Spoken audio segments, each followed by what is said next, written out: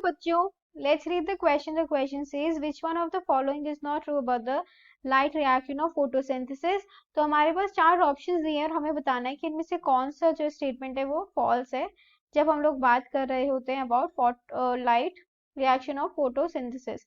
तो की कॉन्सेप्ट हमारा क्या है, हम लोग फोटोसिंथेसिस की बात कर रहे हैं। And as you already know students, photosynthesis में एक रिएक्शन होता है जहाँ पे लाइट एनर्जी को केमिकल एनर्जी में चेंज किया जाता है।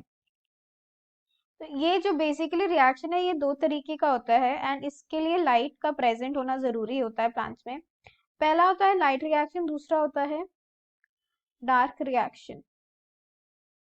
जब हम लोग लाइट रिएक्शन की बात करते हैं ना, तो बेसिकली लाइट रिएक्शन में क्या होता है, इलेक्ट्रॉन्स ट्रांसपोर्ट होते हैं और ये जो इलेक्ट्रॉन्स ट्रांसपोर्ट होते हैं ये एटीपी और एनएडीपी फॉर्म करते हैं।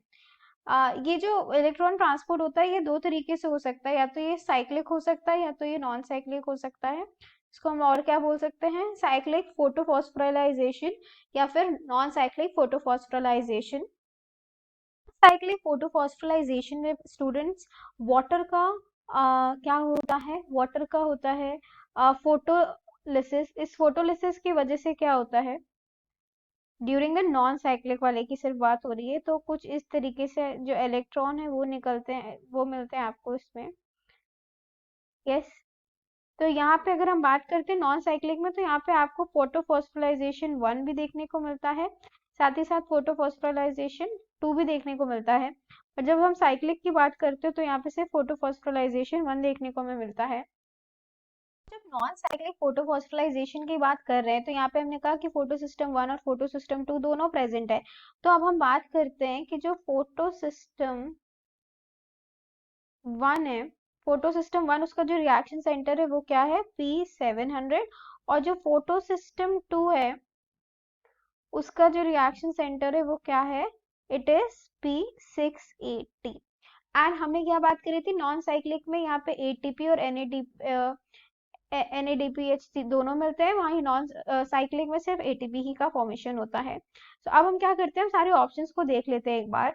ऑप्शन ये कह रहा है light energy provides energy for photolysis of water through excitation of reaction centre of photo system 2। ये देखा कि कैसे ये स्टेटमेंट हमारा बिल्कुल सही है, इसमें कुछ भी फॉल्स नहीं है। क्यों, क्योंकि अभी हमने देखा था कि फोटो सिस्टम 2 में हमने देखा कि कैसे जो है फोटोलिसिस ऑफ वाटर हुआ है एंड ये रिएक्शन सेंटर इसका फोटो सिस्टम 2 था, तो ये सही है। सेकेंड ऑप्शन कह रहा है, option B, the flow of electrons from water to NADP in non cyclic electrons transport produce 1 ATP. तो यहाँ पे हमने ये भी देखा कि कैसे नॉन साइक्लिक में जो है फ्लो ऑफ इलेक्ट्रॉन्स हो रहा है, यहाँ पे फोटोलिसिस हुआ है वाटर का टू एनएडीपी, एनएडीपी सिर्फ यहाँ पे फॉर्म हो रहा है, वरना सिर्फ साइक्लिक में एटीपी ही हो रहा है। बिल्कुल सही है ये वाला स्टेटमेंट भी हमारा।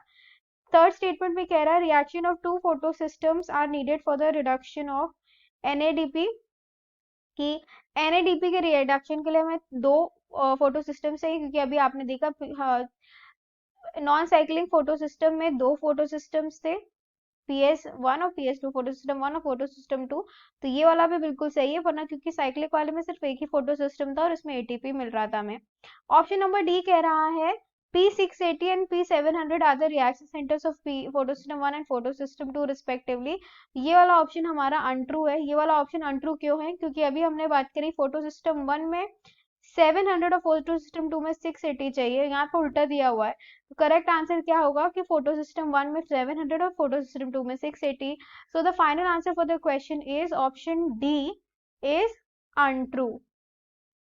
यही वाला हमारा फॉल्स है, क्योंकि P जो है क्या होना चाहिए, 700 होना चाहिए फोटो सिस्टम 1 में, और वहीं जो P680 है वो होना चाहिए जब हम लोग बात करते हैं PS2 यानी फोटो सिस्टम 2 की। So I hope you have understood the final solution. Best of luck. Thank you.